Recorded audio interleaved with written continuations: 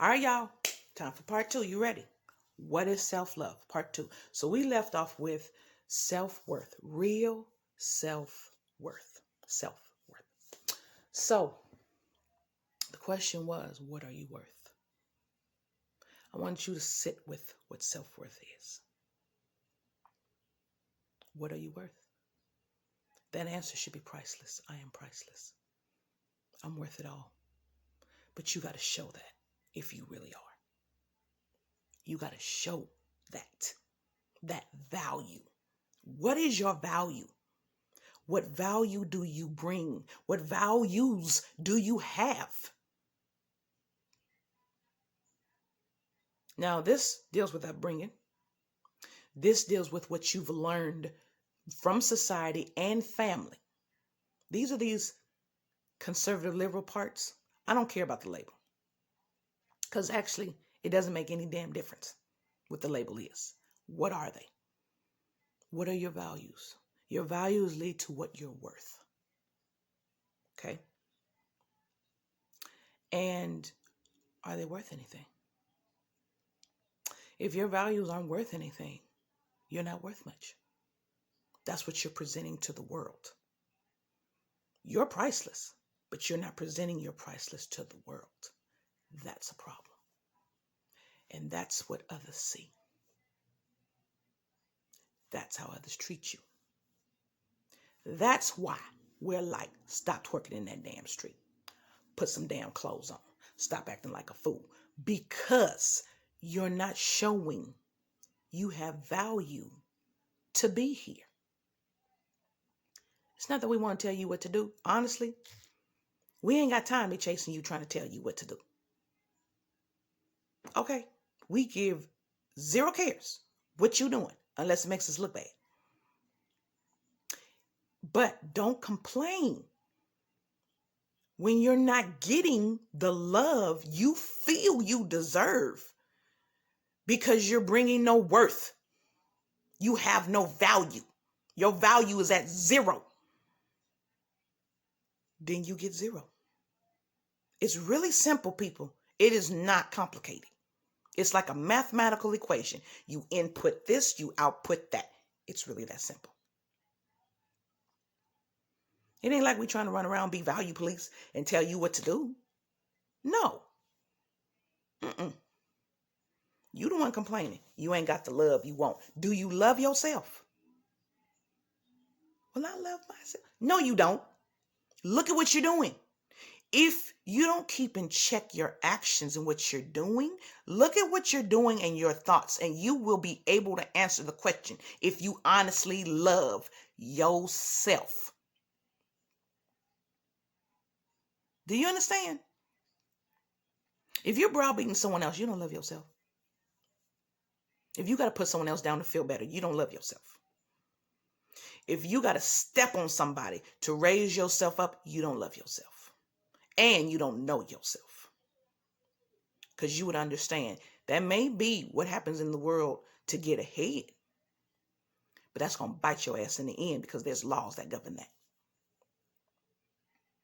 You understand what I'm saying? If you sitting up here, I don't want him because he looked like this, and this. That's how you feel about yourself. It is a mirror. How you feel about you is a mirror about how you feel about other people in the world. That's real facts. It's a mirror. And how others have felt about you. So then you lowered how you felt about you because of what people said about you. Why did you believe it? That's programming. You should have never believed it. And sometimes you don't have a choice. Sometimes it's a whole bunch of just this in your head. I get it. I get that. But at some point you sit down and you look at yourself and you find that love in there and you ask that question, why should I even love me if no one else loves me? Because you're the one who wakes up with you every day. You're the one that looks in that mirror to you every day. As Cat Williams said, you are your star player. Someone's got to love you. It's got to be you. It's you that is supposed to love you more than anyone else in this world. Because no one can love you like you love you. No one can. When you love you, you are unshakable. Things still happen, but you're able to handle them. You're able to balance your emotions. You're able to walk in compassion. You're able to shake it off.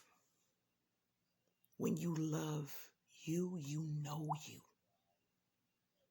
So when someone's coming telling you all this mess about you, you're able to look at them and be like, and laugh. Because they don't know you like you know you. When you don't know you, you'll accept anything that someone says about you. No, not me. Not me. So, acceptance of flaws.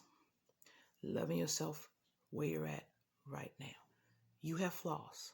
Accept that you have them. You're not perfect. Now, a narcissist won't. A narcissist makes everyone else the enemy and they become the victim. Okay? Victims do that. They put the blame on everyone else because they cannot sit with the blame being on themselves. They cannot deal with it. They don't have the strength to. It's sad, really. That's where victimization comes in. Accept that you have flaws and accept that you have to change them if you choose to. Now, if you choose not to, then you accept the reactions you get from that. Law of consequences. It is what it is. You don't want to change it? Okay. Accept people's reactions to it then. We don't have to accept it. We don't have to go along with it. Even if we're your friends and family, we don't have to. You can't control other people. So you get what you get. And don't have a fit. Don't complain. Now, you have to be willing to change if you authentically love yourself. If you want balance in your life and you have these flaws, you have to be willing to change these flaws. Okay? You have to be able to rebuild yourself, honestly, for your highest good. Your highest good is for yourself and for the universe, the universal flow of love, of everything. You're doing it for you, but you're also doing it for everyone, to live peacefully and in love. In order to rebuild yourself for your higher self, and I know many of you have heard this, you need to rebuild spiritually, emotionally, mentally, and physically. When you rebuild in all these ways, one step at a time, that's how I have to do it. You start to change that self-esteem. That self-perception starts to change, starts to grow, starts to evolve, starts to emerge. It's a beautiful thing. It's a natural occurrence. There are chemical reactions that happen. Endorphins get released. I believe dopamine and everything. Natural reactions happen that give you euphoric feelings, natural thoughts of confidence, natural thoughts of aha moments of, I can do this. I'm seeing the progress. The thing is, we have to see the progress. That's the thing. We have to make sure we see it or hear it from someone. You may not and still may be making progress. You got to know. You have to have a checks and balances within yourself. And that's why I have my clients make a list where they're at right now with their negative thoughts and positive thoughts about themselves. And then I have them replace the negatives with the positives over time, naturally and authentically, so they can believe them. I always work in the realm of what they can believe right now. Care. Now, self-care is very important for self-love, but I notice there's a lot of coaches that just delve on the self-care. And self-care is important. Celebrating yourself for a job well done is important. At the end of every week, you worked hard, you do deserve to reward yourself. Absolutely. You need to celebrate your successes. When you fail, do not beat yourself up. Life is a lesson. You're supposed to fail. You're supposed to make mistakes. That's why you're here. Who said it's supposed to be perfect? It's not supposed to be perfect. So when you fail, get up. Analyze what you did wrong, what you could have done differently. Did your intuition tell you anything different? Did you listen? Right? And when you didn't listen, especially in relationships, don't beat yourself up. Can it be an expensive lesson? Hell yeah. Yes, it can. Yes, it can. But it's a lesson you needed. That's the way the universe felt that you needed it. Okay, so that's